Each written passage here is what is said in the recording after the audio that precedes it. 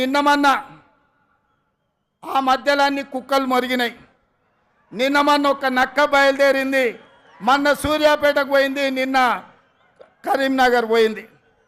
ఆయన అంటుండు నన్ను ఏం బిక్తారు మీరని. మొన్న మాట్లాడింది మీరు చూసి ఉంటారు, కేసీఆర్ గారు మాట్లాడింది, నా ఎంటిక కూడా బీకలేరని మాజీ ముఖ్యమంత్రిగా మాట్లాడిండు. ఇది మాజీ ముఖ్యమంత్రి మాట్లాడే భాషనేనా? భాష గురించి, భావం గురించి, ప్రజా సమస్యల గురించి మాట్లాడే చంద్రశేఖర్ రావు 10 సంవత్సరాలు ఈ తెలంగాణ రాష్ట్రంని పట్టి పీడించి వేధించి దోసుకొని దోపిడి దొంగలాక అడవి పందుల్లాక తెలంగాణ రాష్ట్రాన్ని సర్వనాశనం చేసి 10 సంవత్సరాలలో 100 సంవత్సరాల విధ్వంసం చేసినావు. ఇవాళ మమ్మల్ని ఎంటిక బీకలేరంటావా? మా కాంగ్రెస్ పార్టీ కార్యకర్తలు అనుకుంటే నీ ముడ్డి మీద డ్రాయర్ కూడా ఉండదు పీకడం మొదలు పెడితే. బిడ్డ నువ్వు అనుకుంటున్నావేమో కాలు ఇరిగిందని, లేకపోతే కట్టెపట్టుకొని నడుస్తున్నా అని, కూతురు జైలుకు పోయిందని, అధికారం కోల్పోయిందని. కొంతకాలం మేము సంవయనం పాటించినాం.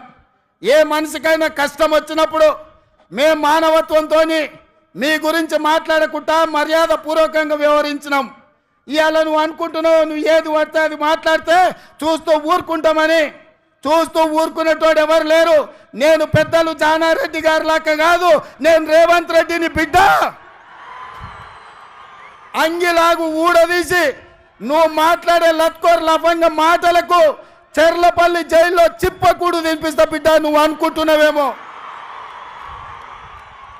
ఆనాడు చెప్పినా ఈనాడు చెప్తున్నా, నువ్వు పేదలకు డబుల్ బెడ్రూమ్ ఇల్లు కట్టియాలి. నేను మాత్రం నీకు తప్పకుండా డబుల్ బెడ్రూమ్ ఇల్లు కట్టిస్తా చెర్లపల్లి జైల్లో. ఎందుకంటే కొడుకు కోడలు వస్తే యాడు ఉండాలి, బిడ్డ అల్లుడు వస్తే యాడు ఉండాలి.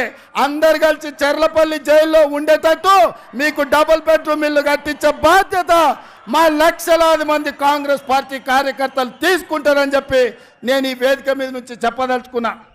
అందుకే మిత్రులారా,